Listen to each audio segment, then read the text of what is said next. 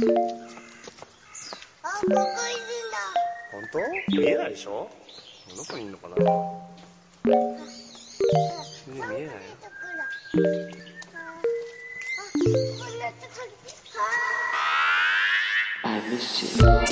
What's good, Internet? It's Monday, September 14th, and you are listening to Waypoint Radio, episode 345. I'm your host, Austin Walker. Joining me today, Gita Jackson. Hello, I'm Gita. Ricardo Contreras. Yo. And Patrick Klepek. Less happy as a Bears fan, more sad for Lions fans, honestly.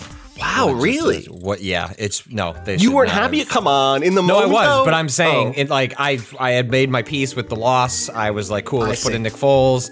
You know, get Big Dick Nick in there, and let's turn this season around. And the way the running back dropped. They should have won that game. We didn't earn it. I'll take it though. Hey, a win's a win. As an Eagles fan, I feel like I'm home. Finally, the Eagles again immediately. Lost to the racist football team. to football team. Yeah, to racist football team. It's so there are multiple funny racist football teams. I guess I should be like more specific, but the one that was so racist. This one doesn't currently have a name. Right. I love the name. Eagles versus football team is the funniest thing I've ever seen in my life. If they just ended up Washington football team forever. That you're like, I'm not going to spend my money to make it so that my brand has a brand. Like, that's how racist I am. I'm not going to move quick on this thing. Listen, fuck it. We're a football team now. Blackhawks still exist, so there's a lot of work that's got to be done. The sports is a land of contrast. You got to work up the racism hierarchy, right? So it's like you like. The Washington football team is, slur. Like, all right, we table that. Then we can start thinking about the Chiefs and the Blackhawks. Right, then stereotypes. Yeah. Right, exactly. So somewhere in there, the outright slurs first. Cleveland Indians, I feel like, are next on the docket. I feel like that's maybe where we're moving up next. Yes. Because the Blackhawks and Chiefs are going to be like, we're respecting a place in the, I see what they're going to say. Yes, you can see the rhetoric. The hollow PR statement, but like the Chief can so clearly just immediately be turned into like a 70s cop. Bad in a different way. Chief, right? But like still something that like people will get and like and want to wear T-shirts of, you know? Right. They'll dress up as the Chief, right? You know, like it'll totally the switch over will be like totally out of perfect. the fucking Beastie Boys sabotage video, era of big mustache, giant aviators. Yes. You know, and like they'll get a secondary audience of gay men. Right. Exactly. Yeah. I might be down. That might be the play. Honestly, I think that is the play. I think that is the move. I think it's the only way you can recover it because cops are also 12, awful. But might as well have a cartoon cop, basically. You know, if you're gonna have a cop, have a cartoon cop. Yeah. God. I was like, speaking of cartoon cops, but I can't throw to anything because I looked at the list of things we're talking about today. None of these are cops, really. Should we just talk about Patrick? Should we just talk about Spelunky 2? Sure, we can talk about Spelunky 2. Let's talk about Spelunky 2. I want to talk about Spelunky 2. Spelunky 2 is out soon, tomorrow? Yes, it'll be out on Tuesday on PlayStation 4, and then on the PC in a couple of weeks, like 2 or 3 weeks. It's not a long, although ironically, the 7 hours I've played has all been on the PC and not 100%. The PS4 version. It came in like extremely hot. Like I got an email on Friday evening, like 7 p.m. with a code that was like, hey, here's your copy of Spelunky 2. Also, the embargo is 5 a.m. on Monday morning, which is why the PC version was seeded to a number of folks. But also then like 5 minutes after that email came in, it was like, oh, you got to wait for an update. This game is fucking broken. So please don't play it on the PlayStation 4. So I feel terrible for any folks that were like tasked with trying to like rush through Spelunky 2 over a weekend to try and get thoughts together for the embargo on Monday. Yeah, I don't have a review because reviews are impossible for me in COVID. But it also, I've made my thoughts on Spelunky 2 pretty clear in like the 2 years since it was announced, year and a half since it was announced, and that I think it's so many times, if you would like to rewind the clock on this podcast or any podcast, people that this is a great foundation for a sequel. It's just like a lot of cool things are happening here. Can't wait to see where they do with it next. Like that's intrinsic to a lot of video game design and how games are made. And so there's reason sequels are often like really great executions of a base idea. Whereas Spelunky, in some ways, Spelunky is a sequel. Right, that's the thing to remember, right? It was, there was a freeware game that Derek Yu, the designer of Spelunky, had released that had a lot of the basic ideas that would go on to inform the Xbox 360 remake, essentially, or reimagining. I don't know, like it's almost a sequel. Like it's really taking that freeware game and like it's not just polishing and getting it newest, fancy graphics. It really is kind of taking that over the finish line. And when I finished Spelunky, I beat Hell, and I think I wasn't ready to give up the ghost on that game. Well, I'm always ready to give up the ghost on, boy, the ghost in Spelunky 2. Whew, we'll get there. But I like did Speedlunky once on like the Vita version, like say on the couch where you beat Olmec in under 7 minutes or something it's super like that. Fast. Yeah. And I was able to do that, and I was like, "What am I doing? Like I'm good." Like I tried to do a couple of times the you try and beat Olmec with under a certain gold count.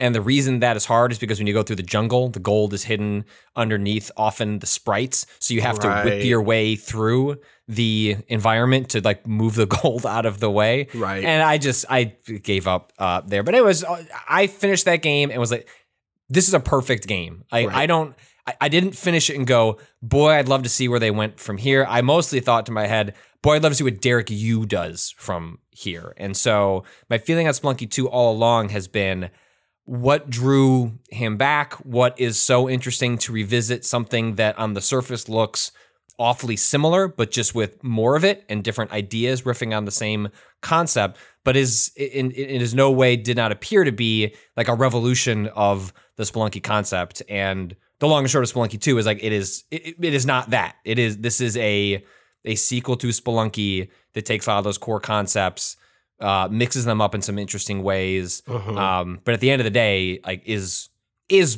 more Spelunky. Now I say that with 7 hours and not knowing all the secrets and where everything goes in the game, but that is my like initial like sub 10 hour impression of it.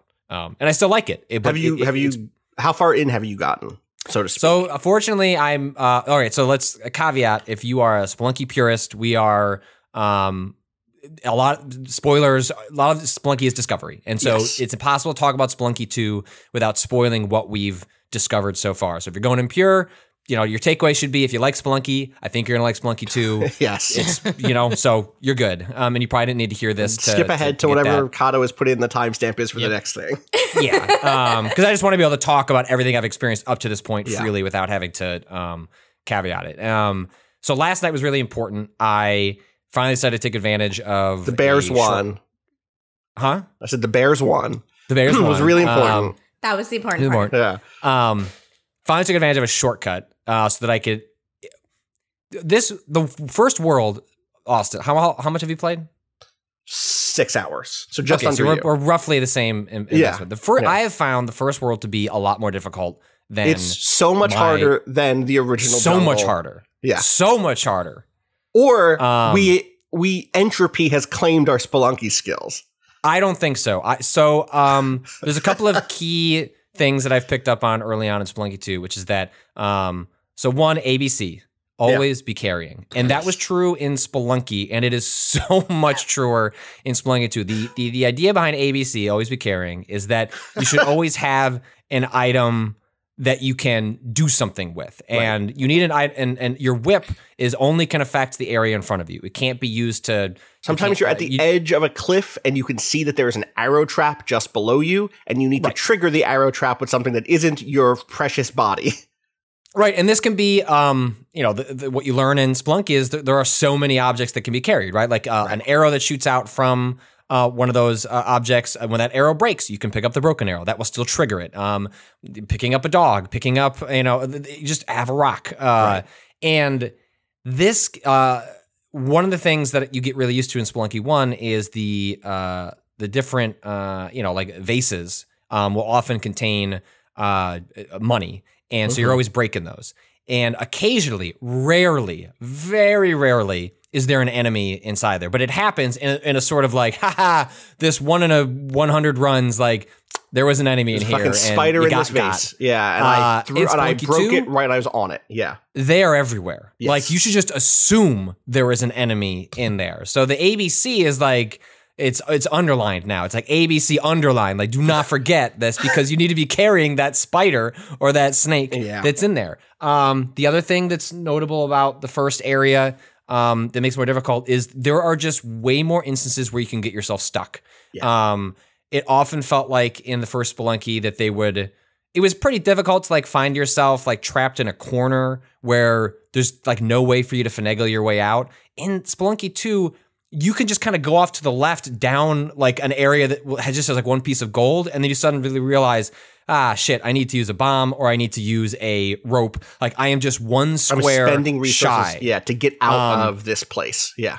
And so the game is constantly like putting you in positions where you're going to use your resources faster, and it is constantly putting you in positions where enemies are going to push like this lizard enemy type that is all over the place. Yeah. There are two main enemy types that are like annoying in the first area is this lizard that when you approach it, rolls into a ball and shoots forward. And it's just the time between being static and in a ball and shooting at you is so fast. And so that is constantly pushing you around. And then importantly... go ahead. I'll just finish this and I'll let you go. Yeah. Is the... I don't know what you would call it, like this burrower enemy. Like what would the? It's like a mole. It's an evil mole. Fucking mole. Oh, the mole is the one you're going to be cursing right off the bat. And the mole is kind of doing its own thing. It can go through the environment, up, down, left, right. It can exit any square, and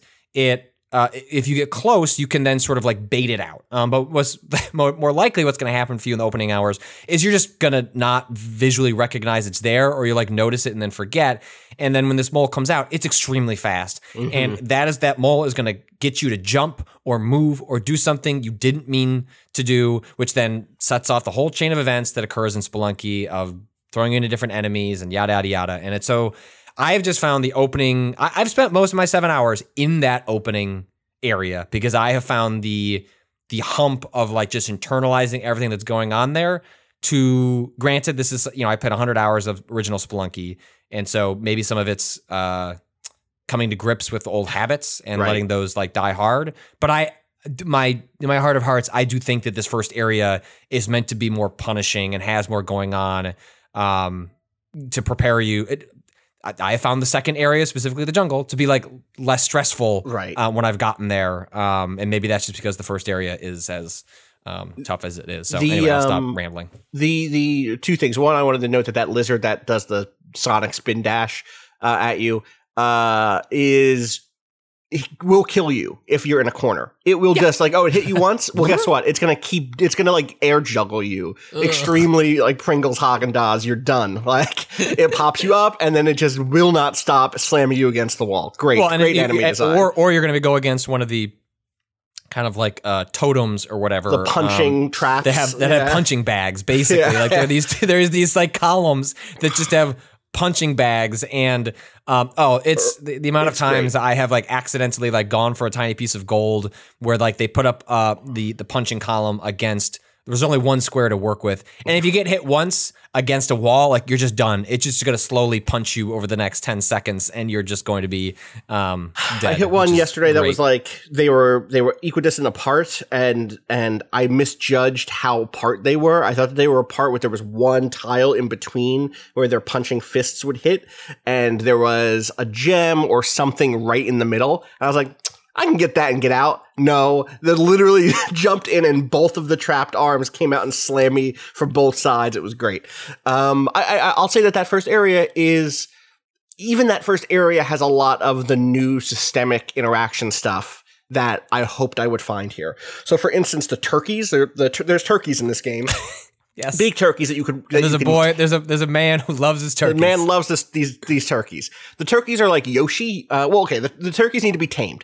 You get a little turkey, it starts running around wildly in every direction, falling off of higher levels into lower levels. It will kill you. It will run you into enemies or into a spike pit. A lot of times it like makes sense to whip it. Unfortunately, to hurt it. It can take 2 hits, so then you can like drag it into like a corner where it'll just go do-do-do-do-do-do. Right, and while you're the riding little hearts that appear when he's like, I love you, my rider. And then it's like a Yoshi in that it has like a limited near range attack, like the tongue whip from Yoshi. But the area of effect is different than the whip. It is. And so the whip hits you when the whip is sort of like at like eye level of the sprite. And so, because so much of Spelunky is internalizing, like, what do they call it? Like, not frame. Hitboxes? Hitboxes. Yeah, hitboxes is really a lot of the hours you're spending are like internalizing hitboxes and like what your space is to play with. And the hitbox is different with the turkey because the turkey lowers its neck and hits from below. And so I believe like there are some enemies where if you just like try and hit it forward, like you're gonna miss it. And so like it ends up like changing the dynamic of even just me up for sure. Yes, how you approach basic enemies, where like maybe it's better to get off that turkey with that bat. So things you can do with that turkey. You can Yoshi jump off of it where you jump with the turkey and then jump off the turkey for extra height. Damn. You can turn the turkey into the guy who loves turkeys. He'll give you a key to like a 2 place turkeys. Yeah, you have to turn in 2. You had to find 2 and bring them in. You can sacrifice them on an altar, just like in Spelunky 1. I remember you need like a lot of sacrifices to. I haven't done it enough for it to trigger. Oh, I do. I still sacrifice a lot. Most of the time, it's like you'll end up getting a climbing glove or some other decent item that's useful. But you need like I basically it's like 3 turkeys and a caveman coming this fall on ABC. Did enemies have random drops in Spelunky 1? No, I don't think so. Because they would start with stuff sometimes, I think. We're like, oh, that caveman has a gun. That caveman has a gun. Oh, dude, one of the like the cutest little details in Spelunky 2 is I don't think this is the case in Spelunky 1. Like the cavemen will just pick up random items in the environment that are in front of them and just walk around with them. I think that was holding holding like a tiny piece of gold and just walking back and forth with the biggest smile. I won't take it from them. I'm like, you are having a great time. I do not need to be the aggressor here. Yeah. But so there's a new item. Have you used the power pack at all? The power pack is a very expensive item in the shop. It turns your whip into a fire whip. It does more than that because it powers up your weapons, is what it says. I forget what the third one was. There's another one that was like maybe with a shotgun or with another gun. It made my fire speed better or something. The other one is it makes your bombs big. It makes your bombs really big, which is very useful. But the fire whip, if you use the fire whip on the turkey, it cooks the turkey. And you get like +4 health, right? Yes. Because there's these like and that's huge. The first time I encountered the. Oh, go ahead. I was just saying that's like one of those things where it's like, all right, I have a turkey. I can now bring this turkey to the next level in case there's a power pack in it. And I can save up for the power pack, or I can try to kill the shopkeeper and then steal the power pack and then kill the turkey to make it into a healing item. And like that's the stuff that I love about Spelunky. Thinking about those possibilities as ways to dig myself out of a problem. The kind of macro scale run problem where it's like I got hit too many times in the first level. Oh shit! Okay, if I get the turkey, if I get the power pack, I can dig myself out of this bad health hole that I've gotten myself into. And so. I'm dying a lot. I'm really liking it. But last night you started by saying that you hit an important milestone. So I finally like for the structure of Spelunky for folks who are unfamiliar. I don't know what you're doing listening to Waypoint. Unfamiliar with Spelunky, but hey, live your life. You knew what you were getting into. Is the at least the original game. I'm unclear on the structure of the sequel. Other than it being, I think, much longer and more dynamic in terms of like you can get to the end of 1.4 and you can go down 2 different paths. Right. So you can choose which world you want to go to next, as opposed to Spelunky 1, which was caves, jungle. I guess the first area called caves, like whatever that first area was. Yeah, I said jungle before. I meant caves. Caves, right. Jungle, ice caves, and then whatever the fourth one was. And then you get to Olmec, and then there's a secret area, hell, if you do a bunch of things along the way. And so as you finish areas, you can pay. Tombs was the last one, right? Tombs, yes. That held the Egyptian sort of aesthetic. I think that's right. So as you made it through each area, you can pay like some bombs and some gold for a shortcut to be opened up. And so those shortcuts are not really useful if you're doing a pure run where like, I want to try and beat the game, because you're going to need all the gold, all the upgrades that come along with doing the full run. But when you're trying to learn enemy types and the new systems of an area, the shortcuts are very useful because it's no pressure. It's not, oh man, I got here with the shotgun and 30,000 gold and plus 6 health, and then you get to the jungle and you step on one of those hidden vine spikes that kills you in one hit because you weren't looking closely enough at the ground, and then you're just distraught. So last night it was fun to just get in there and just futz around in the jungle. It's low stakes, and I can just kind of feel out the area and the enemies and how they're acting. And I made it as far as, so we get through 2-4, and in this case I did the jungle. I didn't mess with the other half of the other level, world 2, which is kind of like a mechanical robots and chains. I've also been doing the jungle because I'm also familiar with the jungle. That's exactly it. Like I just felt more familiar. Area. Yes. And I made it to Olmec. Like the end of World 2 introduces, which is, of course, not get like the end of World 2. You get to the end of World 2 and Olmec shows up, but there's no like fancy music. It's just like, here's Olmec. And I'm like, that's telling. Game, like this doesn't seem very, like you're telling me this is an important moment. And what happened to me was at this point, getting Olmec down like his left to right, where you're baiting him to get him to destroy the ground beneath him. I had that, and then he gets to a second level, and in the second, this is great. I made it to the second level, and it was clear like, oh, there's a second Olmec form. Like, what's going to happen here? And I had 1 health, and I was just there to kind of explore Olmec's design. And instead of picking up a vase, I whipped it, and there was a snake inside, and it killed me. And so, but Perfect. One of the beauties of Spelunky is that the game system keeps running when you're dead, and so enemies will kind of keep running around, and like the systems that are like activated right near you will keep going. And all I could see was that Olmec had boosted up, was throwing bombs, and it had hover things below him. It seemed to have turned into a robot. And I was just like, oh, miserable. Okay. Perfect. So my guess is my guess is that Spelunky 2 is still like 1, 2, 3, 4, and then over. And like the thing that's different is there are mini bosses in this game. Well, right? Like when you get to the end of 1-4, there is sort of a mini boss that you can either engage with or just go past. One of the big lessons the first 7 hours was, Patrick, stop trying to engage with him. You're not going to win this fight. Just use him to get through the rest of the level. If you have the freeze ray, it's a one-hit kill. And so I got the freeze ray really. Does he drop anything? He drops a lot of money, and he drops a turkey. And I did that. Like I had some really early. He got a big turkey in his belly. He's a big boy. You know, he got those big spikes. You know, maybe he had cooked a turkey just before you showed up, so that turkey was just in his belly. Fresh turkey. Yeah. But I had a bunch of runs that involved the freeze gun, and I started using that as a crutch because it's like, oh, this is just gonna become my build because I keep getting this freeze gun. Which was only 10,000, which wasn't too hard to have after the first or second area. Right. And so I took him out really quick, and I was like, oh, so maybe this is what you're supposed to do. So I just kept trying to kill him for hours on these runs, and I finally just stopped doing this, just like bait him once to open up a side and then get out of there. Head down there. Yes, and that's the plan. That's what I started doing, and then having more success. Have you gotten any of the other weird mounts? The axolotl I got. Which is like that the one that teleports? No, this is the one that shoots bubbles. The axolotl. An axolotl is like it's like an amphibian. It has like a big round face and big weird fringes. I coming think off you of got the one that teleports, and you didn't trigger the teleport. How do you teleport? Did yours have the bubble? Did yours spit the bubble out? Yes. So it has so if you, I want to say this is the correct mount. So in Spelunky, occasionally in one of the shops. Now there are like different. Did the first game have different shops, or was it not to the degree this does? This has a lot of. This is yes.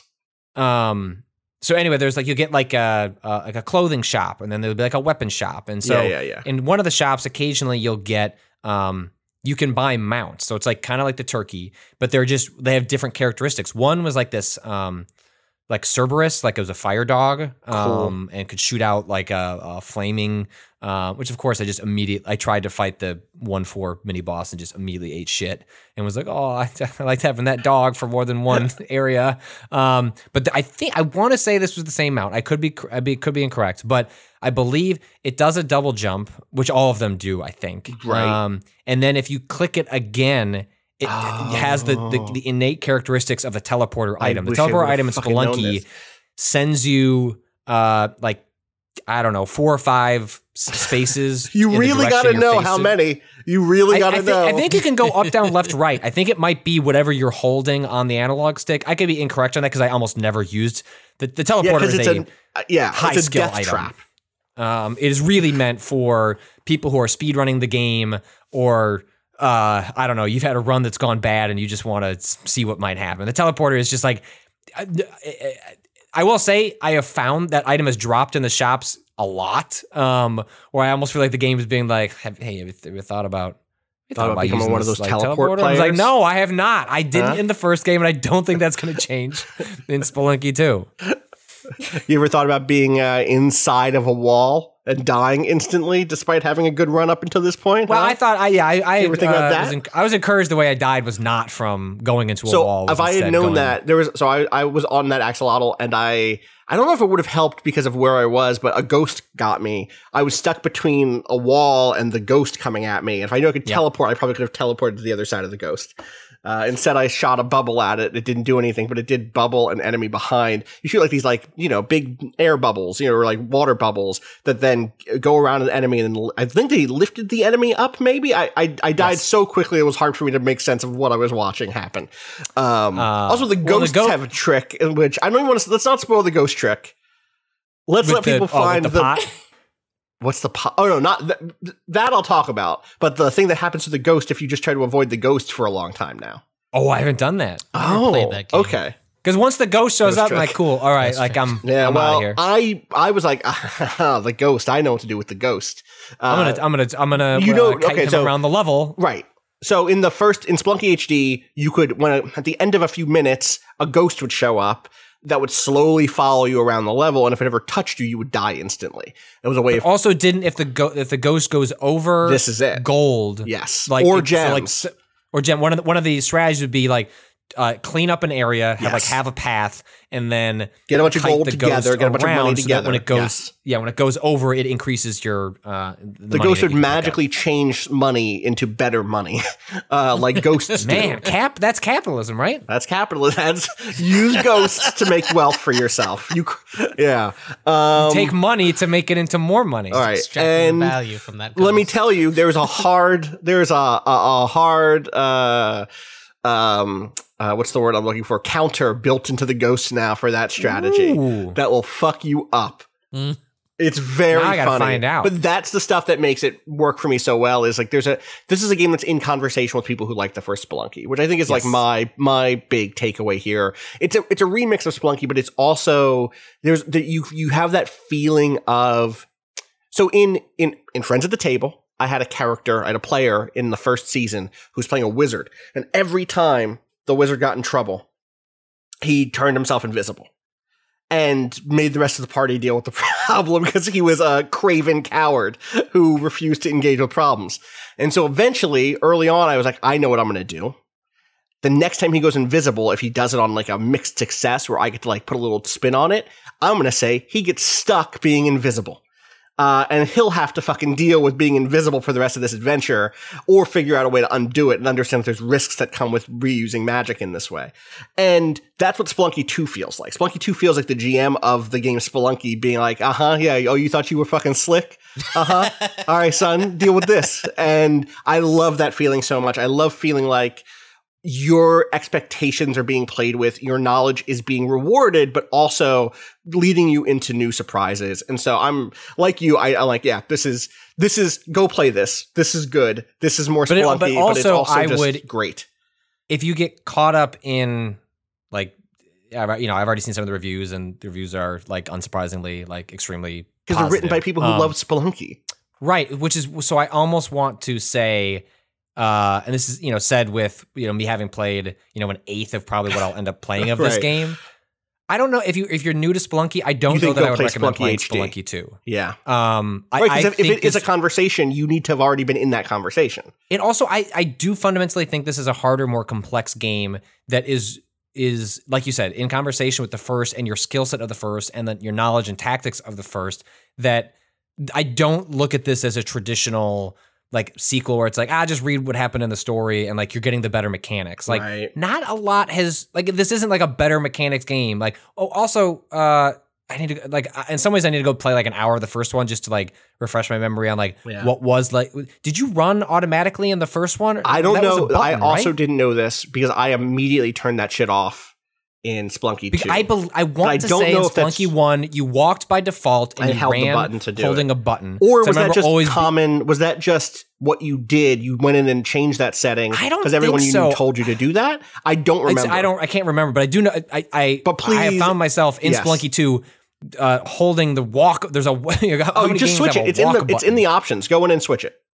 Well, I don't know that I'm going to because ultimately, at a certain level of you playing Spelunky, you should just be running all the time anyway. Yeah, and so maybe that's why it's like that as default. Is because it's like, listen, high level play of this, you're going to be running all the time. You shouldn't be walking. Because really, the play is more like, okay, the reason you keep getting hit by that bat is because you're messing up the hitbox because you're running up to it. Right. And what you should do is you should hold the walk button. And so I almost feel like the game is acknowledging like what people were just doing in the first one, which is just holding the run button. But I like holding the run button. I like holding down that trigger. I think that's fair. I just think that's interesting as like the game just like that's a small thing, but it's a big acknowledgement of player behavior, which again just goes to show your point of this being a conversation with the audience and the culture that came around Spelunky. Which is, I will say the other thing that I'm missing, which I won't have to miss for much longer, is what's my favorite part of Spelunky? Oh, is it the great design? Is it the fun characters? Is it the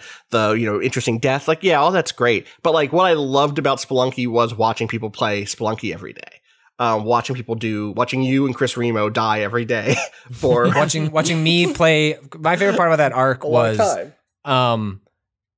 me playing against Chris Remo in the daily challenge. Yeah, but he didn't know that we were competing. It was an invisible tournament between me and him. Yeah. And so eventually he became part of it. And someone made like a Twitter bot that was like, that was friend of Remo versus Patrick. I think that was friend of the site, Joel. Voodoo person. I think that's who made that bot. Maybe I'm wrong. That wouldn't shock me if that was the case. But it started as me just being like in my streams being like, haha, fucking gotcha, Chris. And then that's just me. That's just because Chris was the only one on my list playing every day that I'm going to throw some, people like Will Smith were playing, and it just wasn't really competitive on a day-to-day basis. And Chris Remo was like, he was at my level, and it's like we would kind of go back and forth, but it was just between me and him. So when he finally became aware of it, it was kind of like, it was so fun to root for myself and boo you and not have you know, except for the people in my mentions who'd be like, hey, he beat you today. And then Chris would just be like, beat me in what? Like, what are we even talking about? Which is why... Glad you guys brought this up because my entire experience with Spelunky is watching Patrick Klepek play Spelunky. Yeah. I knew by watching you that this was not going to be like my type of game, but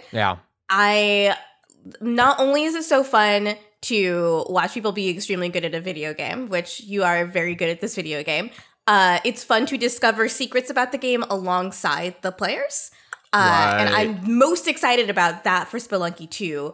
Like watching players discover new things and then feeling like I'm a part of the secret because I get to see that happen in real time. Yes. Which is why I couldn't, like when I'm like picking my dates over the year, it's like, oh, this is a game that maybe I have to review because like for traffic reasons. And Spelunky is like, this game is not a traffic game like for its review or impressions. Like any good like traffic pieces I get out of it will be like me finding things in the community and stories of people doing. And so I didn't feel that pull from like the commercial like aspect of running a website, but it was more like my whole identity with Spelunky is playing that with an audience. Like I don't know that I would have played Spelunky for 100 hours if I was just like playing by myself. Right. Like what gave me the courage and ability to get over the frustrations of that game was like people in the audience being like, all right, do another run. Yeah. I don't know that I could have done that on my own. And so when I thought about Spelunky 2, it was like really difficult for me to imagine putting in a lot of hours into this by myself because my whole like literal personal identity is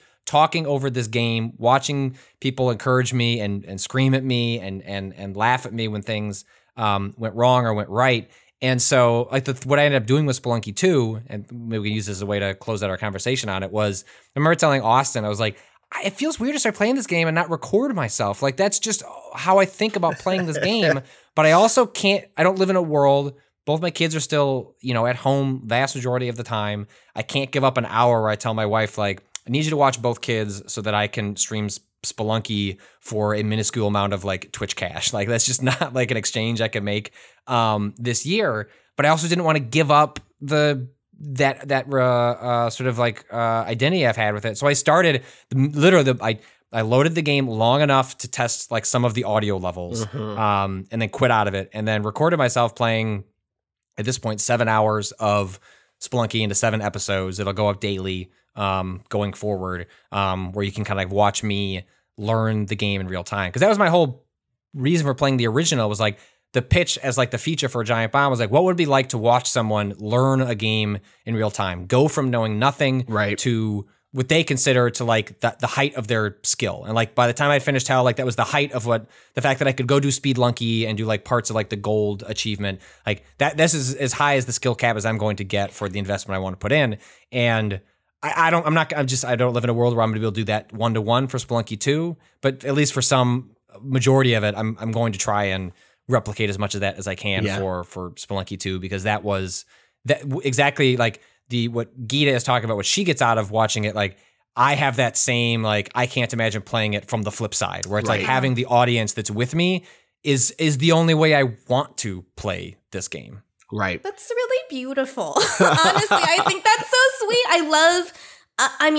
I think all three of us are really into sports. I'm like a little sports baby, but you guys have stronger relationships than I do. I root for whatever David is rooting for, which I can always hear through the door because he gets very excited about the games.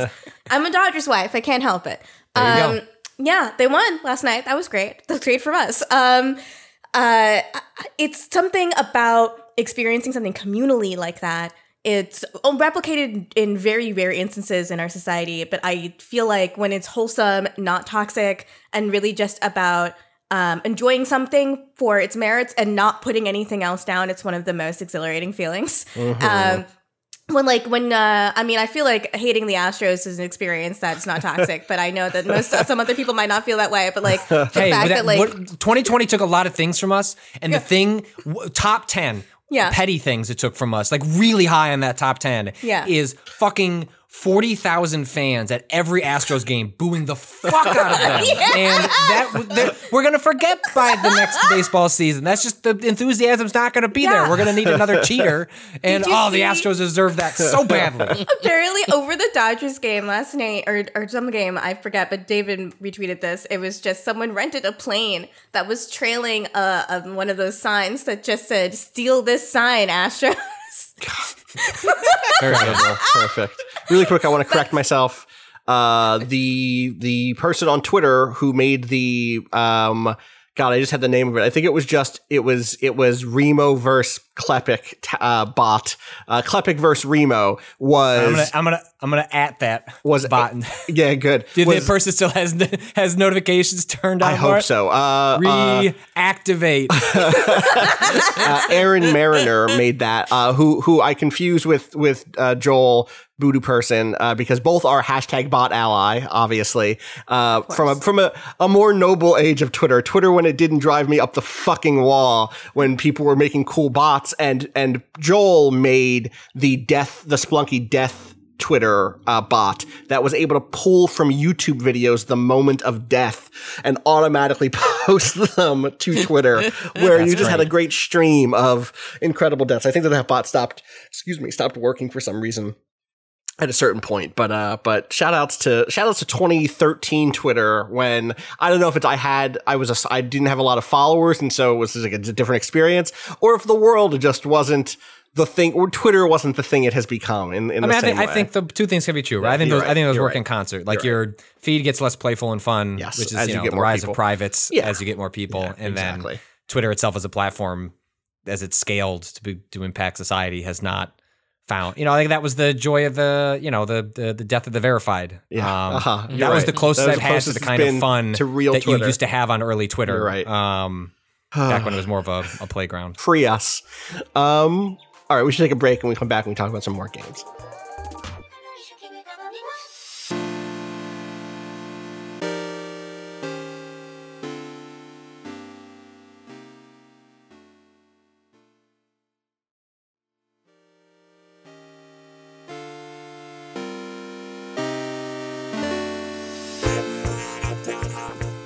Life on Venus, Hello. baby.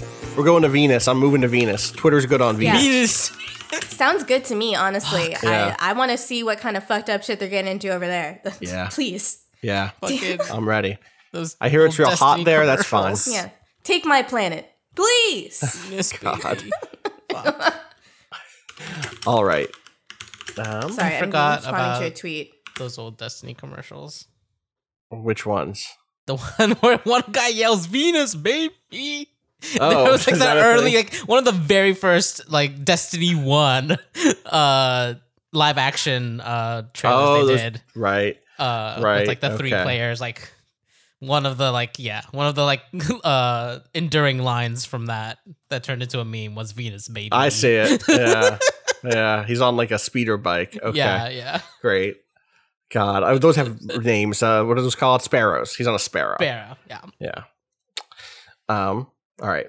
Now, speaking of Destiny, Gita, you did a raid. That's my understanding, I did. actually. We could just lead in from that. Yeah. Oh, man. Great. I'll Cado figure out where to helped cut me. this. You'll figure it's when we start talking about Venus. Yeah, We come okay. back Yeah. on Venus. Yeah. Yeah. Cado, actually, Cado reached out to me and some of my friends that I've been doing like a weekly Destiny, just like hangout. Joshua Rivera, formerly of Kotaku, now of Everywhere, just being brilliant and amazing. He referred to Destiny 2 as a chat room game. So it's like a game that you use as a background activity while you're just really just talking with your friends. And me and my good friend Maddie Myers works for Polygon, and Nico Deo, who has freelance res before and is freelance everywhere. She's also great. We have just every Thursday just getting on for like an hour, basically the time it takes for all of us to get too high to play and like just doing strikes and shooting the shit and just catching up on our lives. It's really just been the activity that's kept me really sane throughout the dragging months of pandemic New York City. And one day Cado DM'd me and was like, would you guys like to do any of the raids that are going to be leaving in November? And I thought to myself, I've never done anything like this before. I want to know what it is like. And Cado is a very nice person. And the people he suggested to do this with were like our friend Jack, who's also on Friends of the Jack Table. DeKeat, yep. Yeah, Jack DeKeat, Not who's Quite Real on Twitter, notquitereal.bandcamp.com for all of their music. Yeah. a sheer delight to play with. And then Natalie, who I don't know, maybe you guys both know Natalie Waters. Yeah, Natalie Watson. Yeah. of course. Watson, right? Last names are real. And Cado. And was there someone else? No, it was just us. No, six that's the people. whole six. It was actually Jack Okay, that great. reached out first. Jack reached out to Really? me once the news came out that those raids were going away. That makes sense. And they were like, look, I've never done one and I heard that you like them. I'm like, yeah, I would love to. And so I like reached out to other people I know and we got this team together, which ended up Yeah. And this being was really Leviathan? great. This was... Yeah, Yeah, we did- Leviathan. we started, They're we're putting doing Leviathan away? Really? Is that going in the vault? Yeah. That's a... Yeah. Okay. They're putting away Leviathan and all of the like the other like raid layers that went on Leviathan. Yeah. So that's Yeah, that's why 5 the raids darkness total, has come to basically. all those planets, obviously. Like, duh. Yeah. Why they have Destiny lore. I went to a PowerPoint party this weekend, which is one of the funnest things you can do, honestly. When I did a PowerPoint about Destiny lore, and everybody was just absolutely amazed by what video games are, just what they are, and what content they deliver to you, and what kinds of things you'll have to understand if you want to play a video game. But yeah, this was an experience unlike any other. I know, like, Nico and Natalie have both played MMOs for a long time. So they were more familiar with what a raid is and what this experience is going to be like than I am. But Nico is like original World of Warcraft person. So she was dealing with like Sure. raids that you have to organize like 20 to 40 people. So it was like a little different to coordinate just with the 6 of us. But even then, like the level of concentration, the level of attention to detail, and the level of just general execution that you have to do to get all these things right was not at once like the most frustrating thing I've ever done, and also like the most exhilarating thing to get right. Every time we got something absolutely correct, I just wanted to fly to the sun and punch it. You know? Yeah, that's absolutely the biggest thing that stuck with me about raiding, especially in Destiny, is that they have this balance of like the ways that you need to execute things are not so difficult that only the top like 0.1% of players that are like really good at the mechanics of the game can do it. It's more about getting 6 people to execute together, right? Like each individual job will be like difficult but not impossible. And it's really about the way you like set everyone up for success by having a good plan and, you know, executing as a team, which is really, really fun when you get it right. Yeah. It was like discovering what we're all capable of. Yeah. I mean, when I play with Nico and Maddie, we all just were like, oh, we suck at this game, but it's great. We don't even have to pay attention to being good or not. But we all like killed it when we were doing the raid. Absolutely. There's absolutely this great thing about Destiny where I feel like the way that they scale difficulty kind of like makes it easy to switch from those two modes, right? Like from like just fucking around in like open areas and like doing some of the lower level strikes to like getting into a raid where the mechanics don't change that much, but just enough to be like, oh, I'm awake now. Oh, I have to pay a little bit more attention as things are happening. And yeah, they just like really dial that stuff really, really well. Yeah. It's, I kept trying to explain the experience of it to David, who doesn't play games in the same way that I do. Like, he's like a regular person who plays games that are available to play. Like, I mean, his favorite thing is like Dreams, honestly. He's obsessed with this game on Dreams called Super Ball World, where you just control a ball going down a track, and you have to do really precise movements in order to get it to stay on the track. Like a monkey ball type vibe? Yeah, like a super monkey ball type vibe. It's a little bit different in that the camera, I think, is like changed to the ball. So you really can't see upcoming turns very well. And it's difficult to control also, but man, he loves that shit. And I look at it and I'm like, I'd rather shoot myself in the head with a nail gun. I'm so sorry. I don't think I could do that. But here it's just like, I tried to explain just like, you were doing like puzzles with your friends for like 8.5 hours. And it's somehow, it's so much time. I felt very guilty the whole time because I moved in with my partner like 2 months ago, and suddenly twice a week I'm spending 6 hours in a room with the door closed. And it's so much time, but I don't get that part of my brain scratched very often by very much other things in my life. Right. I think only like the Sherlock Holmes game, like tabletop game, that comes with like you read half a mystery story and they're like figure out the ending. That's one of the few times in which I've felt this engrossed by an activity that I share with other people. And that is so remarkable. Yeah. I feel like we talk a lot, I mean, academics that study games talk a lot about like the nature of play and like how play is something that humans do naturally and the importance of play when it comes to learning new skills or being engaged. But I don't feel that a lot from video games because for me, play also implies like a connectivity with other people. So here, I felt like I was accessing a part of my brain that just I haven't really touched since preschool. That is under not appreciated. It is also underappreciated, but just like doesn't get the attention that it deserves or needs in daily life in 2020. Yeah. I mean, one, because it's harder to see other people. But two, like maybe the only other thing that compares to this is like organizing and being involved with protest and strategy and the little limited experience I have working with the union or working with something like the DSA, being in those committee meetings and thinking about general strategy and then dividing up tasks and asking people to execute on their own. That is maybe the closest thing I think emotionally and like intellectually that compares to a raid. So if you're into raiding, maybe you should just start organizing. That's what I think. Yeah, if you are already like to raid, get involved in local organizational politics.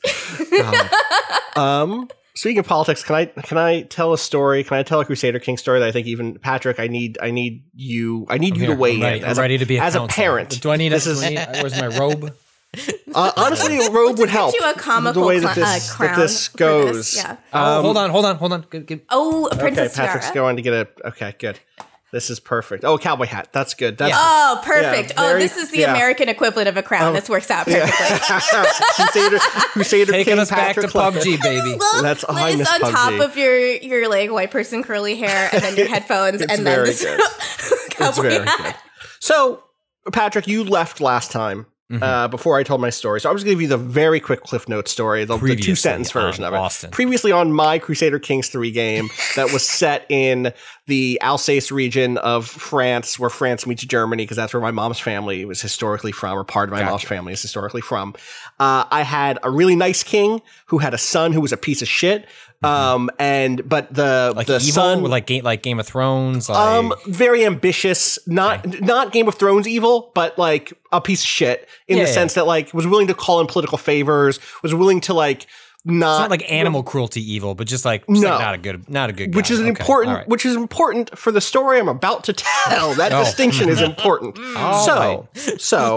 So that king, or not a king, he was a count. My original dude is a count. His son, so it goes, the way that this goes is like there's a count, and above a count rules a county, a duke rules a duchy, which is like 3 or more counties together. That makes more sense than I would have. I thought you could just make sure. Yeah, great. Right? And then a king owns a bunch of duchies. That's the way it works. A count is a count. Yeah. That's just boom, boom, boom. It goes up like that. A king rules a kingdom. They're called duchies. That's what they're called. I'm not. Okay. Duckies? Yep. We can call them duckies. That's a joke that Jack DeKeat and their partner KB made over on their stream. Anyway, the last time I told the story of this nice count's son who became a duke by calling in every bad favor, every favor in the most ambitious and shitty way. And also the part that you missed is that he was like, he lived through the bubonic plague and smallpox and cancer to achieve his dream of unifying all of these counties into one duchy. Because it's important, and this is very important for you to know, that did he get all of those things? Yeah, he got what he wanted, and then died in like the last days of his life, as everyone hated him. He spent a ton of like prestige, which is like you're cashing in your reputation, basically. Yeah, it's basically like he went into the negatives because he declared war on someone he'd just beaten in a war. And it's like, dude, we had a truce. And like, no, we don't have a truce. What I have is your capital. That's what we got. We got a nice room for you in my dungeon, my guy. And so he was like a piece of shit, but he ascended to the throne, built this duchy. And that's important because with the succession laws where I'm at, the way it works is your heir gets the biggest thing you have, right? So if you have 4 counties, maybe they get the best county, but other people are going to get those other 3 counties. So that's why it's important to become a duke, because if you're a duke, your son gets the duchy, which is all of those counties as a unit, basically. So you kind of like are like building, it's almost like a match 3 game, but to build the match 3, what you have to do is kill a bunch of people. I feel like the new Adam Sandler movie on Netflix, The Duchy. The duchy. He's going to get, So. It's just him like, what? Yeah. This shitty duke, so my shitty count who becomes a duke has a son who the first event that I got with this son was when I took him over, and I said this last time, I got a message that said he had a plan to kill his father. And when his dad died of cancer, he was like, damn, I guess I didn't get to pull the trigger, basically. He's like, okay, so I'm playing as a piece of shit again. This guy's son is already just a nightmare person. And this son's name is, I have to remember the son's name so that I can make any sense of the story. Everett is Richard. His name is Richard, which was the name of the nice count originally too. So we named him after his father, which I guess that's nice. Richard is also ambitious, but is not as cruel as his father who built this duchy. He's playing a different game. He's doing the political thing. He marries a wife who has a bunch of political claims in a nearby region. The two of them kind of conquer in on a place, which we talked about last time a little bit. There's just like a nice, he does a better job of being ambitious without burning bridges. But what he does do is he makes the historically bad decision, which is ignore everything in pursuit of your goal, right? Ignore the kind of things that worry you. So, for instance, a crusade happened, and he told the Pope to fuck off because he was busy trying to build a kingdom. And if you agree to go to a crusade, when you're in the crusade, all of your local wars have to stop because you're supposed to be sending people down into Jerusalem to try to retake Jerusalem for the Catholics or what the fuck ever. So he's like, no, I'm not going to do that. I'm busy trying to capture Geneva. I don't give a fuck about Jerusalem. In fact, it would be great if these motherfuckers from Geneva left to go fight in Jerusalem so I could roll in and take Geneva. And so he does that. And eventually he becomes a king. And it's a big deal to be a king because then you got a bunch of dukes talking up to you and you're like, all right, I'm a European player now. I don't report to anybody. He fought a war of independence against a different king. He did a bunch of stuff that was important. And all through the game, all through his arc, I'm getting there's this recurring event every few years where someone winds up dead. Which I think is probably a bad thing. And so it's like, as the sun rises, I'm greeted by the news that Ansel, a nobleman, was murdered during the night, brutally gutted and laid out to be seen by whoever walked past. The body is quickly removed, and by the time the sun sets, no trace of the grisly act can be found. You have 3 options or 4 options there, and those are hey, I'm going to pray for the victim, or I'm going to make sure that everyone's accounted to, and I'm going to thoughts and prayers is the first one, 100%. You gain piety, but nothing gets done. Piety is another resource you can spend. Make sure everyone's accounted for at all times, which is I'm going to up the security here. And I'm going to make sure all of my vassals are always being watched. Yeah.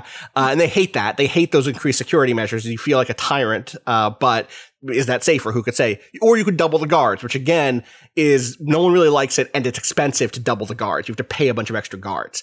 And I think there's one that's I'm going to investigate this myself. I can only trust myself. And so you go down that road, and every 3 years, someone would die.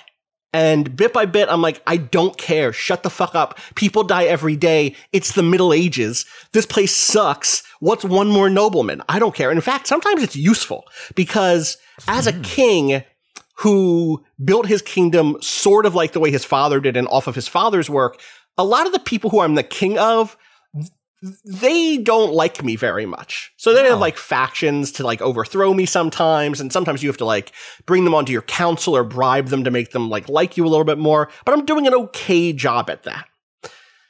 And then I get a message that says, this is soon after I felt like I'd gotten everything right. I'd even eventually joined that crusade enough to get a little bit of land for my niece in the Middle East. We won that crusade, and so she got to have a vacation home. Like a vacation home near Jerusalem. The Crusades were fucked up. A letter is waiting for me as I return to my chambers, written in red ink. No, in blood. For the sake of the kingdom, you will stop this search. I have lived my whole life right under your nose, and still you are so blind. To uncover my identity would only bring you pain. This handwriting, it looks almost like that of my son and heir, Everard. Could it be? Or, I think these murders will remain unsolved. So at that point, I go, let's just move on. So I go, let me see. Could it be? Let me confront the murderer. And so I get this message, and this is where I want everyone to tell me what they would do here. So you haven't made this choice yet? Or I made this choice. We'll talk about my choice, but I just need Murders at Court, Dark Legacy. When I finally track down my son and heir, Everard, when I finally track him down, he does not even try to run. Hello, Richard, he says, looking me up and down. It's about time you found me. I take it you enjoyed my gifts? The smile that spreads over his face sends a shiver down my spine. So here are my options, and I'll explain what these mean, because if you mouse over them, they give you some detail about what it does. You will be punished for your crimes, at which point you will imprison him and out his crimes. Everyone will know that your heir has been secretly murdering people, maybe on your behalf, because he does call them gifts, like an animal who has brought you a dead mouse. Yes. And again, he was sometimes killing political opponents of mine to shut them up forever. You'll be punished for your crimes. He's outed as a criminal. He's still your heir, but he goes to prison until presumably he rises into power when you die, because the line of succession hasn't broken. An eye for an eye, a life for a life. You kill him in right there and then. That's illegal. He was not rightfully executed. You took it upon yourself to murder him, so you are a kinslayer, and everyone doesn't like you because of that. Go free, Everard, at which point no one knows and it's a secret, but if anyone finds out in either of your lifetimes that you freed him, or that if you take over him as your next character, that he is a killer, then that's a huge amount of blackmail to put on him and on you. It must be boring committing these acts alone. You gain the sadistic trait and cover it up and join him as a killer. Or, oh, I'm so sorry, which is you let him go but kind of feel bad about it. So what do you do if your kid turns out to be the serial killer of the court who has killed mostly your political rivals? What do you do? Well, you're also... Do you have any other kids? I have one other kid who has not been well educated, is not super good at being a politician. I probably should have just put him in the monastery, if I'm being 100% honest. And this, I think this reveals a little bit of a political acumen. Granted, murder, but I mean, we're already doing the Crusades. Right, that's what I mean. I'm just saying we can't judge it by our 2020 morals. We're talking about effectiveness. And also, wait. I should. You know what? I'm going to give you a better. I should actually say what the situation is with the two different sons. This son is a brilliant. This evil murder son is a brilliant. Like spy master type, obviously, like his intrigue is through the fucking roof. And there's an important distinction here, which is he is married to a princess. And when I show you the map of what she's a princess of, which means that she has, I believe, pressed claims or unpressed claims, the claims that don't go away after like a generation.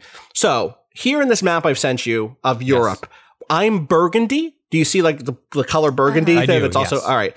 I was originally part of Lotharingia, which is this kind of northern kingdom where part of like Belgium is today. And the princess who this murder son is married to has claims on Aquitaine. Do you see that? Big. And big. West and East Francia, which on the screen it just says West Francia, but all of that. For people who are not at home, that's Europe. It's like, it's Spain, it's France, it's Germany. Basically all of Europe. So he has been positioned to be...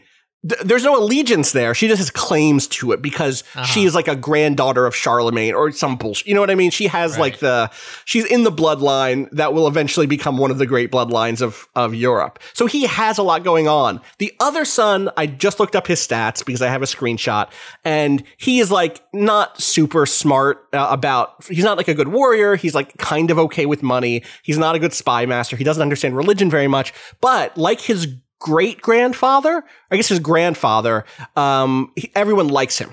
Everyone likes him. He has an 18 in the like diplomacy skill. So he is like a well-liked dude. And his like three traits I want to say are like just, generous, and good. I don't remember what the third one is, but it's another one. So it's like literally, but he's married to like a nobody. He doesn't have claims on anything. She doesn't have claims on anything. I think I made this marriage to, actually she's like from Poland or something, which is just far enough away that it doesn't really matter. I can't call in those allies to help me very regularly because they have to march through all of Germany to get to me.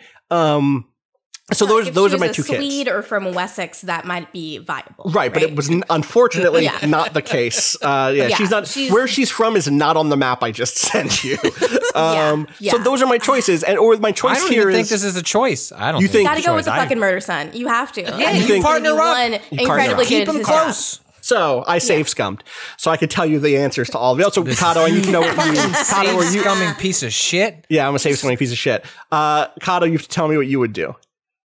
Fuck, So here's the thing. Go free is just like nothing, like nothing. It's just nothing. No one knows about this except for us. No one knows except for Long us. term, he will become your heir, and he will have a blackmail secret that if anyone finds out, then it's trouble. And then it must be boring. Does that mean that you can then direct him?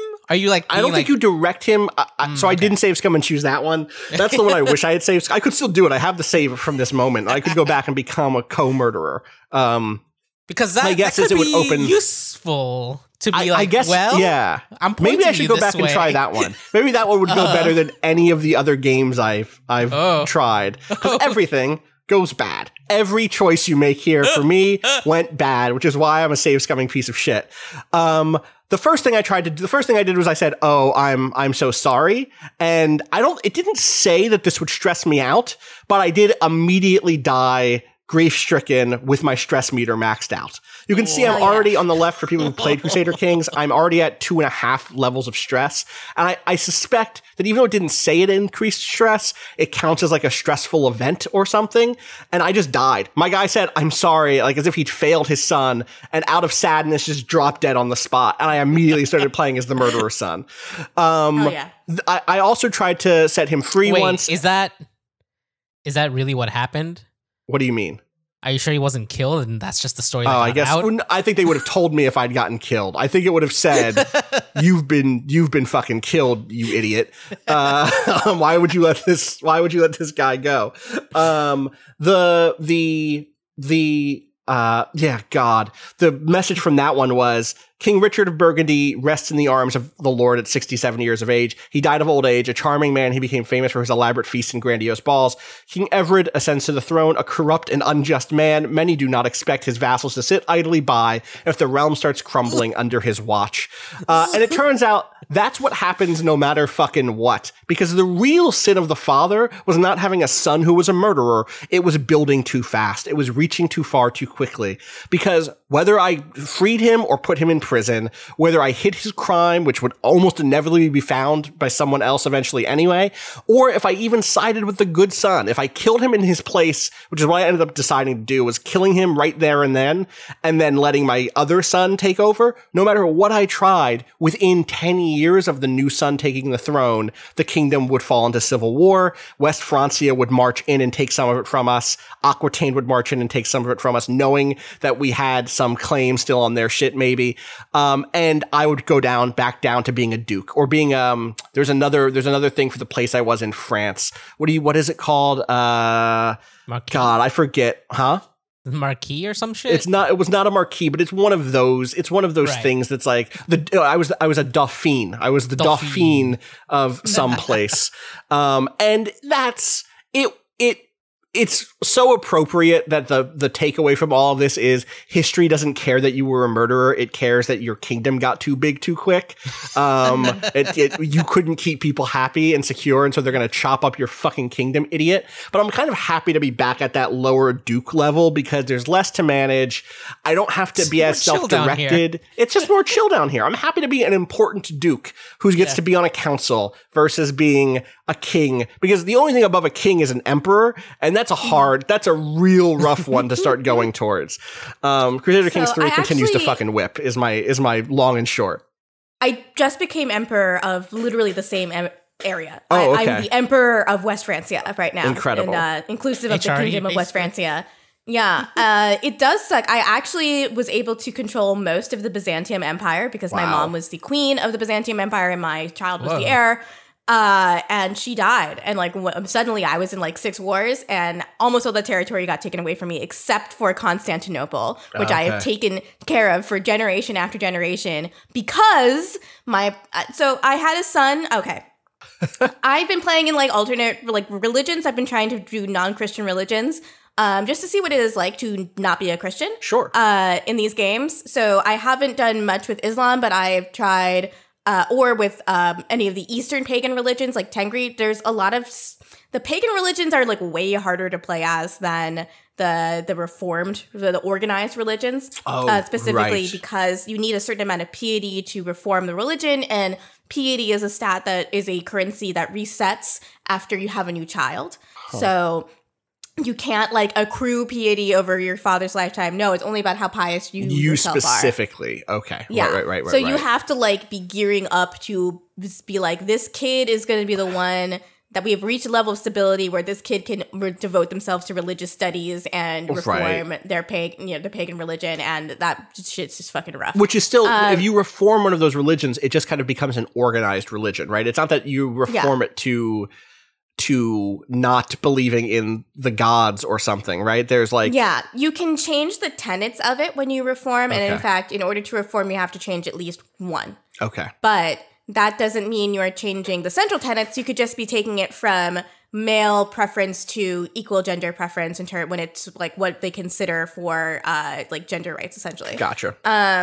which is part of what so I was a Catholic and I had managed to make all of my territory Catholic, but I wasn't paying attention once I got Constantinople to what was happening to my son and heir, because I was in so many fucking wars. Like, constantly, people were just in wars with me. Like, 2 or 3 wars would start up at once, and I'd be split, and I just surrendered a bunch of territory because I was like, it's better off that you have this, because I literally cannot be the person that takes care of this. I can't be the shepherd of this place anymore, except for Constantinople.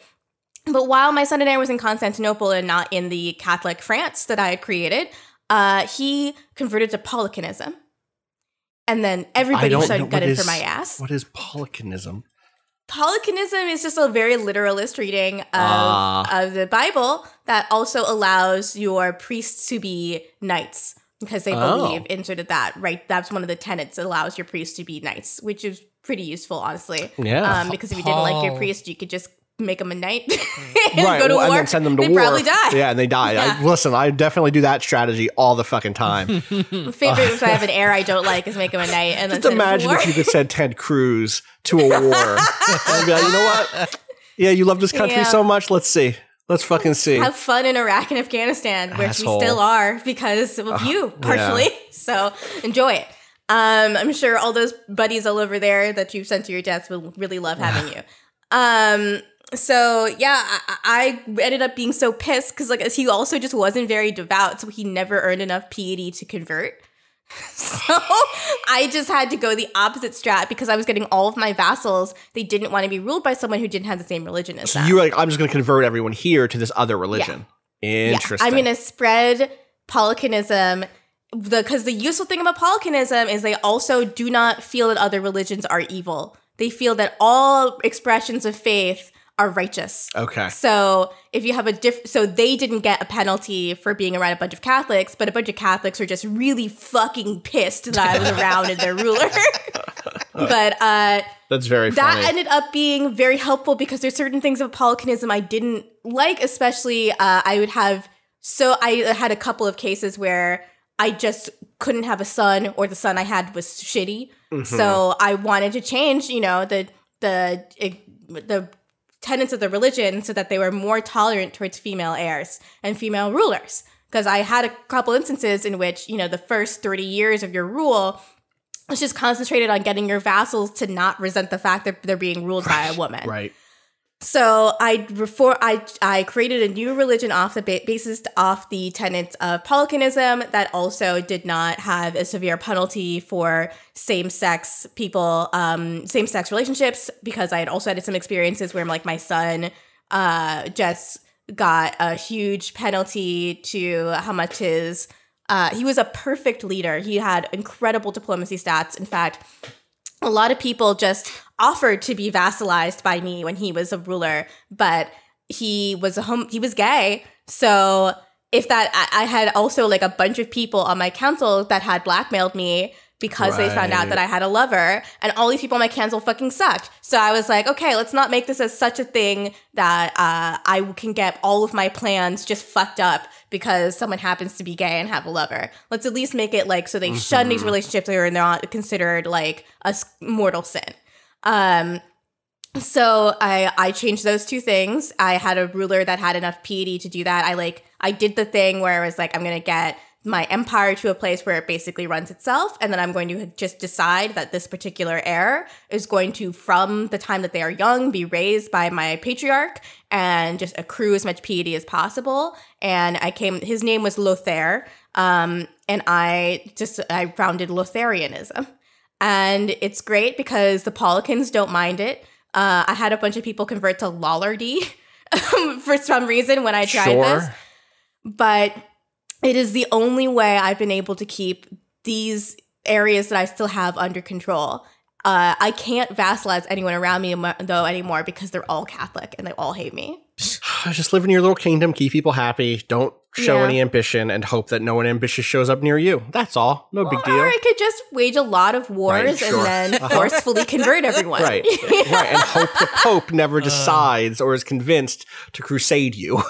Well, the Pope has been crusading a ton, but but Polygamism for some reason is not the one that they hate. They hate Islam so much more. for me, the Polygamism crusade is like a thorn in the side, but Islam is the one that got to destroy. The crusade that just kicked off on the save that I just talked about is for England, because the Swedes have completely taken over England, and in my they're game, Astaru? The Swedes are Astaru, which Yeah. is we don't They have do time. human sacrifice. We don't it's weird that Astaru is in this game, is what I will say, because my understanding, and you can write to the email if I'm wrong about this, but that Astaru specifically has been in the last few years, especially the kind of, that word is not necessarily as historic as you might think it is, the way it's described, or the way that it's used, and is filled with racists now. It's like, there are absolutely present day non-racist pagan beliefs that descend from similar religious backgrounds as Astaru does. Or sorry, it's not Astaru. It's Asatru, right? Asatru, right? I always say it backwards. I also do. But there are other similar kind of Germanic pagan belief systems that are like neo-paganism that I think is like, awesome, cool, like go for it. But specifically, Asatru, I don't know the pronunciation, apologies, has been like colonized by the racists, by white supremacists. So it's weird that it's just presented as like, yes, this is what it was originally. Because even according to like Wikipedia, it's an ancient religion, but it was officially recreated in the 1970s in Iceland. Okay. This expression of Asatru is perhaps more modern than historical. It's one of those things where it's like kind of weird. My understanding is there are other words that we could have talked about those. There are other ways to call that specific set of beliefs than this one that has been used by the far right. Anyway. This is the stuff we get into when you play a Crusader Kings. When you're already playing as medieval racists, you end up needing to be like, where and how do we draw these lines? In any case, I'm still really enjoying this game. It just completely makes time disappear for me. So shout outs CK3 continuing to be really fucking good. What else? What else have people been up to? Patrick, you just did Spelunky. Anything else going on? Can't talk about the other one till Thursday. Next podcast, we can talk about the other game I'm playing. Okay. There's another big release coming out this week, so use your brain powers. Figure it out. Can't do it. Never could never be me. I've never used my brain. My brain. I don't trust you. I trust the listener. The listener. I see. Wow. Okay, that makes sense then. That I can get behind. Not anyone on Smart this call, not to trust me. Yeah. Cado, did you finish? Did you end up getting a win in Star Renegades? No. It's good. You should. I think that I can answer a lot of the questions we had about the end of that game from last week. I won't do it because it'll be spoilery, but I will say that there was a really interesting mechanic for how your runs change between runs. If you win. Between completed ones. Between completed ones. Yeah. There's something that happens that I think is like, that's clever. Nice. In terms of forcing you to switch up your play style and stuff like that. Also, I would say, I read about, and I haven't unlocked any yet, but I read about how you unlock the other tier of character class, and it's really cool, and I need to just like spend some time doing it. So that's where I'm at with Star Renegades. Also, just like that game challenged me in a way I didn't expect in terms of understanding the combat, like the combat design, and it really forced me to like really think through stuff about how like the timeline works that I was not doing in order to beat the final, like the third boss and then the big final confrontation stuff. Yeah. So shout outs to that. But you have been playing Tony Hawk, right? Yes. Yeah. I picked up the remaster finally just because I had some time. Because I really love those original games. I played them on N64. And many hours. Wait, with did the N64 version have the music? Yeah, it did. Okay. Was it just like really compressed? Yeah, it was also shortened versions. It wasn't like the full song. Short versions of punk songs. songs. Is extremely funny. Well, I mean, it kind of works. They just cut out like one of the like verses basically out of Oh, every I song. know. It's just these are songs that like by themselves are like often like a minute and a half. Yeah. Right. So they're like a minute at most. But yeah. It is funny playing it now and being like, oh, there's another verse in this song? I never knew that because I only remember it from playing Tony Hawk's on N64. Yeah, no, it's a wonderful remake if you ever enjoyed either of those two games, or even if you enjoyed later games, because they've kind of added in all the mechanics they had up to like essentially Tony Hawk's Pro Skater Underground, or is that what it is? Thug. Tony Hawk's Underground. Yeah, Tony Hawk's Underground. Yeah. So, and the smart thing they did was they allowed for, if you just really want the base like experience to be exactly the same, you can change the move sets between what you had in Tony Hawk's Pro Skater 1, Pro Skater 2, and then like all the added modern stuff. So the stuff that you're talking about here is stuff like manuals to link tricks, reverts to that's also for linking. Basically, you have to revert off of when you're on a vert surface or like in a half pipe, you have to revert before you can manual in order for that combo to continue. Gotcha. Right. So it's like revert, manual, then you go up the other side as you're manualing if you have enough speed to like continue. And the one thing that isn't there from the modern games is like getting off your board and walking around. But everything else basically like wall jumps, basically like you can jump into a wall and continue a combo, even though normally you would just crash into it if you were playing the original games. I think I stopped playing at the point that they added that. I played up through 3, right? Like I play like 3 was like it's wild when you, I'm sure if you're playing this for the first time, the ability to link combos is like, yeah, of course, that like makes sense. It's like when they added the first ability to link a combo and keep that going. You're like, oh my god! Like it completely changed how you play the game. It made it for the better. I mean, it's a different game as a result. You guys have all seen that custom level that someone made. That's a roller coaster. Right? Yeah, the roller coaster level is extremely funny. You just manual up a bunch of rails that go unreasonably high, and then manual down them. So I'm curious, like, how do those levels feel with all that stuff added? Good. Like, it feels great because now you can just link, if you're good at the game, like, you can link combos around the whole spaces. Cado. Well, I mean, not really. I'm not actually that good. I've just watched people who are good do it. Also, there's already, of course, because there was a speedrunning community for the original games, there's already a speedrunning community for the remasters. Incredible. And there was already I tweeted out, excited for the inevitable AGDQ run of the Tony Hawk Pro Skater remasters. And then somebody links me an AGDQ run of the Tony Hawk remasters. It's already out there. What? I said from when? Yeah, no, it was like an in-between, you know, AGDQ does a bunch of like in-between charity, like smaller ones. It was for one of those, and it was like right at the launch of the remasters. Cado, you should start running Tony Hawk. Oh my God. That's my thought. I wish I could be good enough to do that. You could be. You just got to put the time in. I believe in you. I also learned that my claw grip that I play these games with is bad for the PlayStation controller.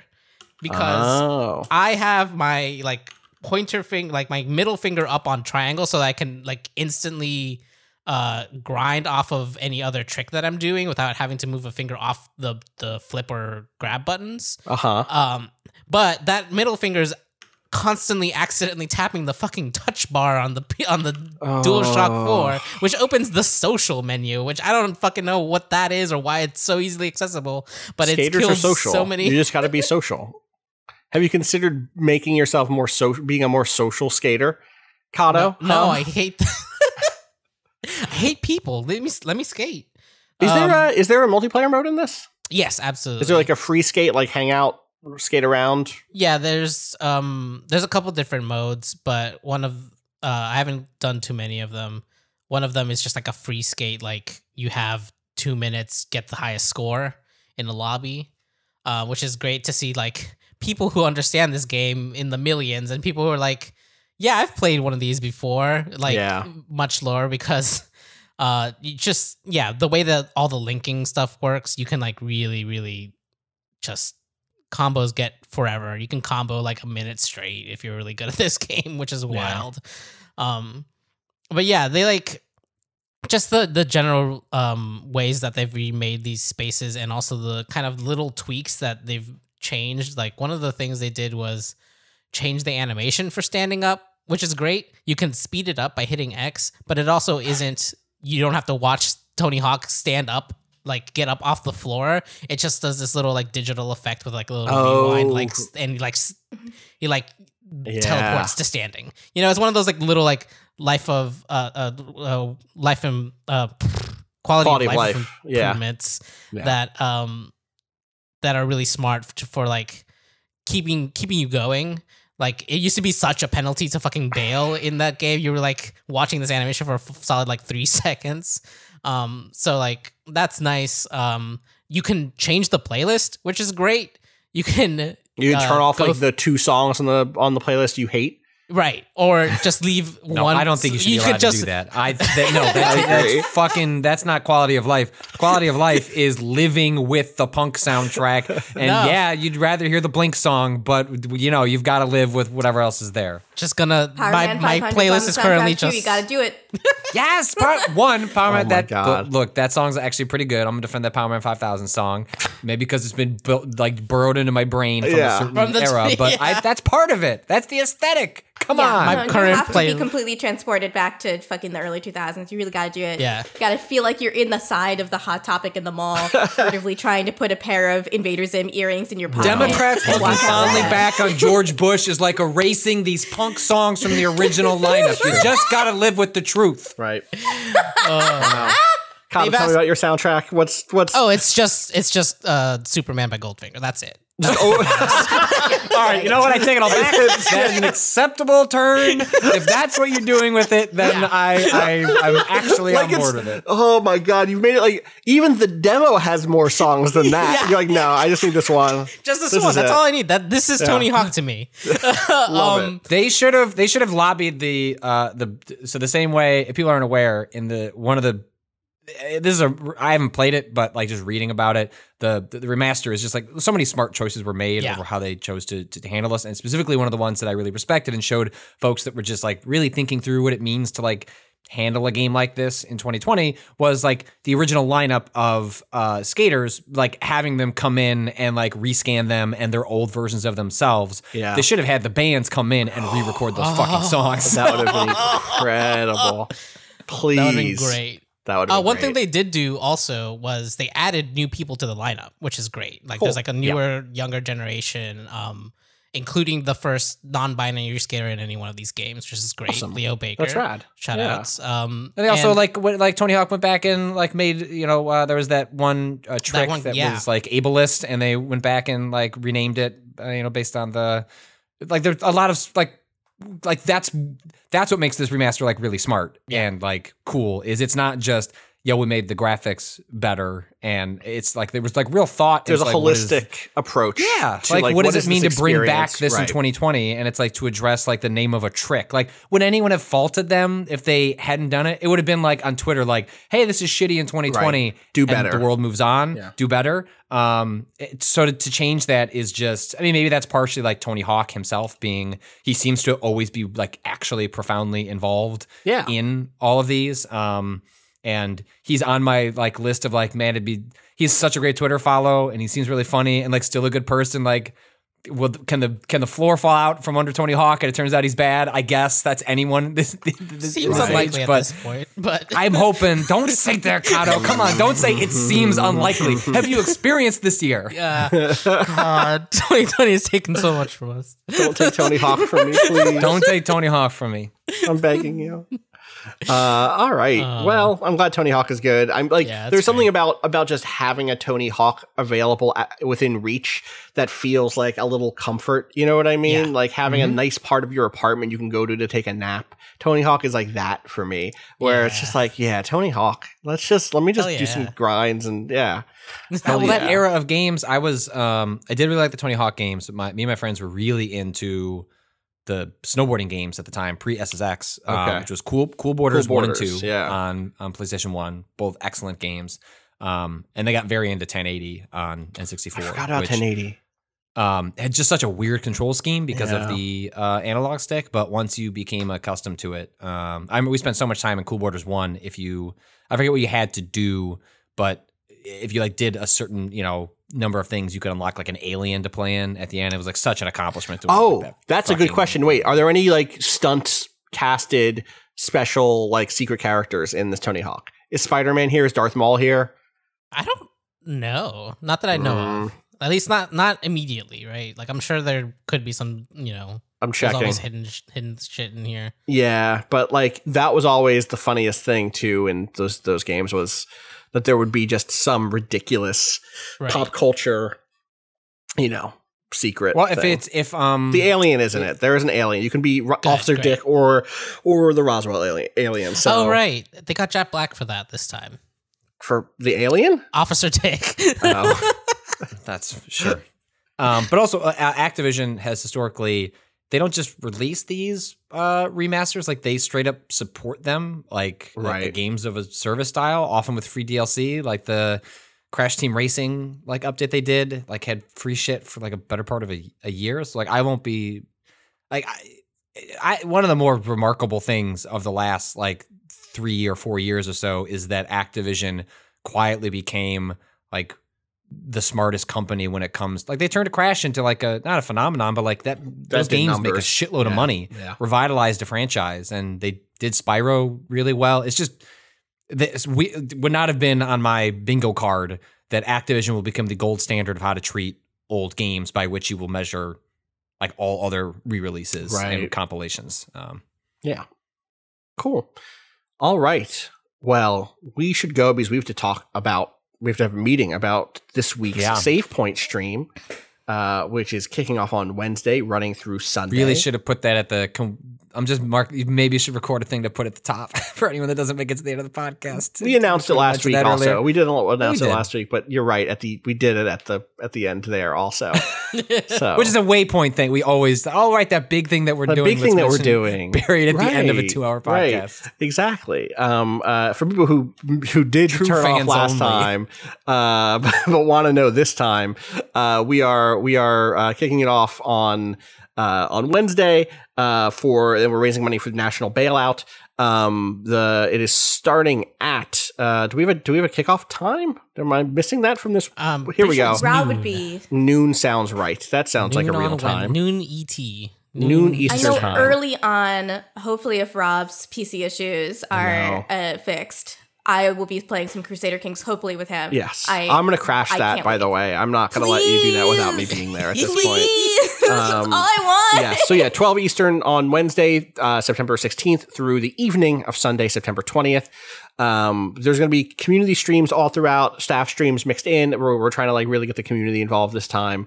And again, there will be a Tiltify link like last year that can help you go, put all your money to this great cause. We're going to have someone on from the national bailout to talk through those issues, and to just kind of hang out a little bit. And it's going to be good. It's going to be, you've seen these streams before. We're sadly not all in the same place because of COVID, but Cado, just really quickly, I wanted to shout out the mod Glorgu who bought savepoint.stream, which will point to wherever you need to go. So love it. Savepoint.stream. Love that. Yeah, savepoint.stream. That's a really good, easy, quick way to get there. I love it so much.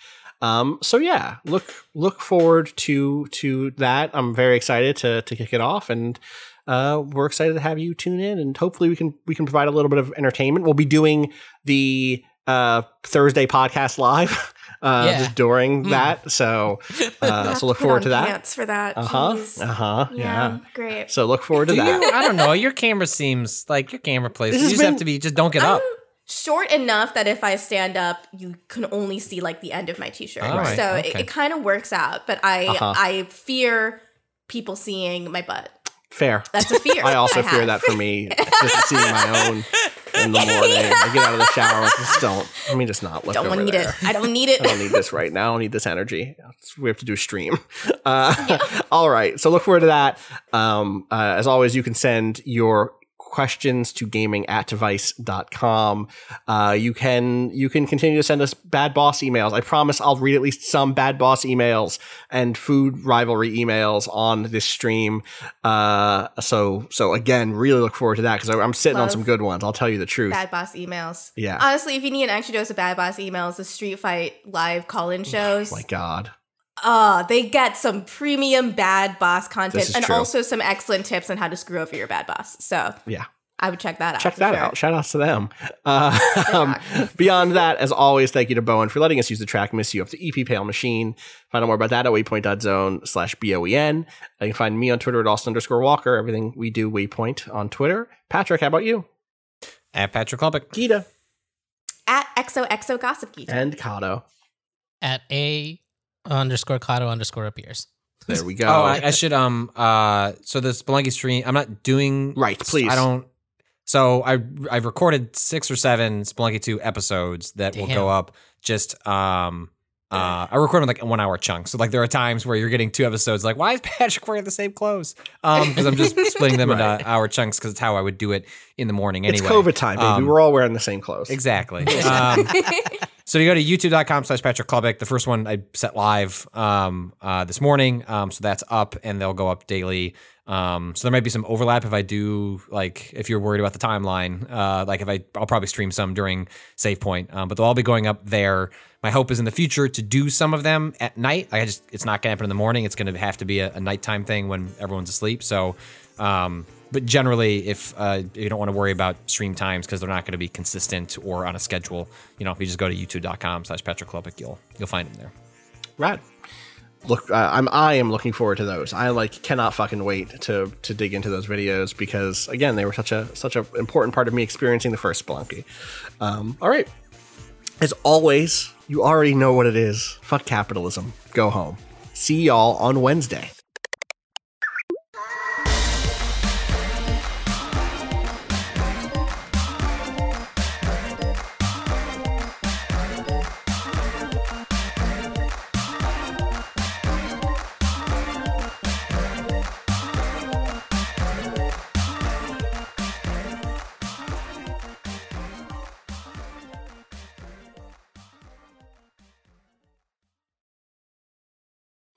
Oh, we're switching calls. We're switching to a different call? We seem to be. Well, I'm over here now. Discord's a good and wonderful app. I don't know. Discord fucked up. I hit add and then this happened. I cannot believe that we didn't talk about the Tony Hawk Pro Crusaders mod today. Oh my god! I had that ready to go and copy paste in here, and I completely forgot. We don't have time. But y'all whenever one of us plays it. Yeah. We need to make sure that we do this. I'm gonna take. Genghis Khan spawns as a skate legend. Genghis will never attack a fellow skater.